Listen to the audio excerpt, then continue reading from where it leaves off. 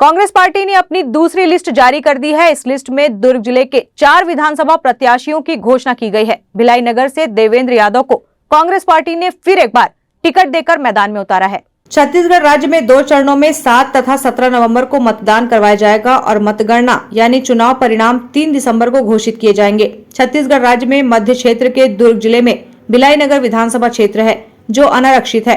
पिछले विधानसभा चुनाव यानी वर्ष 2018 के विधानसभा चुनाव में यहाँ कुल मिलाकर 1,56,660 मतदाता थे, जिन्होंने कांग्रेस के प्रत्याशी देवेंद्र यादव को 51,044 वोट देकर जिताया था। उधर बीजेपी उम्मीदवार प्रेम प्रकाश पांडे को 48,195 वोट हासिल हो सके थे और वो 2,849 वोटों से हार गए थे।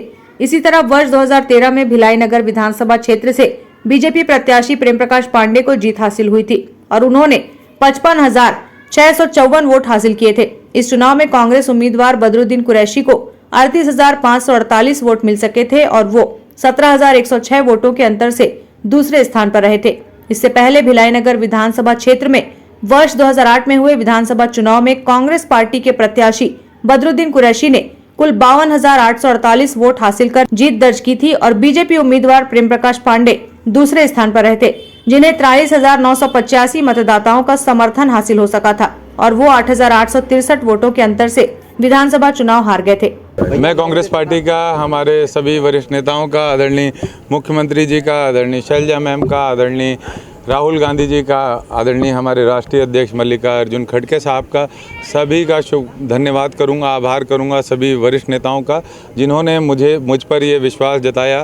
कांग्रेस पार्टी एक ऐसी पार्टी है जो युवाओं को मौका देती है, अवसर देती है। बहुत छोटी सी उम्र थी मेरी 25 साल की, जब कांग्रेस ने मुझे महापौर का लड़ने का अवसर दिया और देश के सबसे कम उम्र महापौर बनने का मुझे मौका मिला। वैसे ही विधायक का जब चुनाव लड़ा था तब भी सबसे युवा विधायक का चुनाव लड़ने वाला व्यक्ति मैं छत्तीसगढ़ में था। कांग्रेस पार्टी हम युवाओं की पार्टी है, वो समझती है युवाओं को, महिलाओं को क्या आवश्यकता है और पार्टी के सभी साथियों को, भिलाई की जनता को मैं बहुत दिल से धन्यवाद, आभार करूँगा। भिलाई की जनता ने हमेशा अवसर दिया, सम्मान दिया, मौका दिया, प्यार करती है जनता, परिवार के रूप में देखती है जनता, परिवार मानती है जनता। ये पूरा भिलाई मेरा परिवार है और इस चुनाव में भिलाई की जनता तैयार है चुनाव लड़ने के लिए। देखिए, हम तो लगातार जनता के बीच में हैं, हर एक विषय पे हमने काम किया है। पिछले समय में आपने देखा है कि बहुत सारे छोटे बड़े हर एक वर्ग में, भले वो स्पोर्ट्स हो, एकेडमिक हो, राजस्व से जुड़े हुए मामले हो, पट्टे से जुड़े हुए मामले हो, लीज से जुड़ा हुआ मामला हो, पानी से जुड़ा हुआ मामला हो,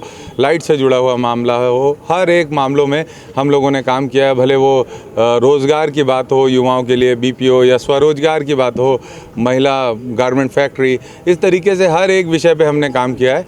आने वाला समय इन सभी कामों को आगे बढ़ाने का है, इन सभी कामों को मजबूत करने का है। स्वरोजगार हमारे लिए महत्वपूर्ण है, महिलाओं का सशक्तिकरण और उनको आर्थिक उन्नत करना हमारे लिए महत्वपूर्ण है। ये हमारा विशेष ध्यान इस पे रहेगा। साथ ही साथ टाउनशिप के अंदर जो मूलभूत आवश्यकताएं हैं उसको लेकर हम लड़ाई लड़ेंगे। आने वाले समय में लोगों की बहुत सारी अपेक्षाएँ, उम्मीदें, युवाओं की उम्मीदें हमसे हैं और हम इन उम्मीदों पर खरा उतरेंगे, यही मैं कहूँगा।